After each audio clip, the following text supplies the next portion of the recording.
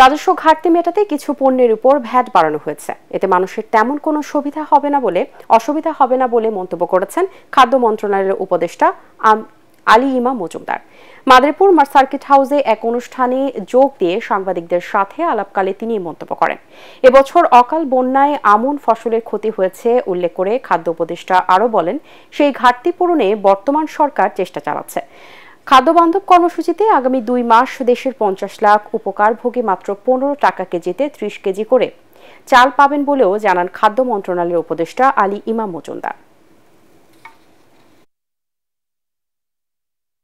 সরকার চাইতে তো রাজস্ব লাগে, তো সুতরাং সরকার চাইতে রাজস্ব লাগে, ধরেন খাদ্য এই যে দেয়া হচ্ছে এইভাবে আপনার এত প্রচুর ভর্তুকি লাগে, এটাগুলি কোথাও না কোথাও থেকে আনতে হয় আপনার। সুতরাং এখানে কিছু ক্ষেত্রে এটা করা হয়েছে এবং আমার মনে হয় না যে এতে করতে যে বড় রকমের অসুবিধা হবে বলে মনে হচ্ছে না। চালের দাম না এটা এখনও বৃদ্ধি পাচ্ছে, কথাটা বোধ হয় আপনার সাথে আমি একমত হতে পারলাম না। এটা বৃদ্ধি পেয়েছিল, কিন্তু আমরা ওএমএসটা ছাড়ার পরে আমরা করছি। আর বৃদ্ধিটা পেয়েছিল মূলত ফাইন রাইস, যেটা তো ফাইন রাইসের কনজিউমারটা আসলে তুলনামূলকভাবে কম, আর মোটা চাল যেটা এটা কিছু কম বৃদ্ধি পেয়েছিল। এটা যাতে আরও না পায়, কোনোভাবে না পায়, আরও যাতে কমে, তার জন্য আমাদের আমদানি কার্যক্রম এটার জন্য সহায়ক হবে বলে আমি মনে করছি।